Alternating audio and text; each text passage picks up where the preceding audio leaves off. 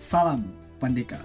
Baik Sana, banyak pro dan kontranya ketika saya membuat PT. Bagaimana caranya silat Minang, ada perlombaannya, ada pertandingannya. Nah, alat musik tradisional tambuh tasa sudah tentu ada perlombaannya. Kesenian silet ada perlombaannya. Saya ingin ada perlombaan fight khususnya silet Minang. Nah, saya dapat inspirasi dari pencak silat perisai diri.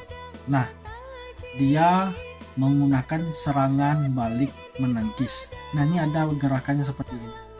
Nah, saya ingin seperti itu. Mungkin satu saat nanti ada masukan-masukan dari sanak-sanak, atau menurut sanak bagaimana, apakah bisa dibuat seperti ini pertandingan silet Minang, khususnya silet Minang. Tujuan saya membuat PT ini hanya minta pendapat sanak, atau menurut sanak bagaimana. Salam Pandeka.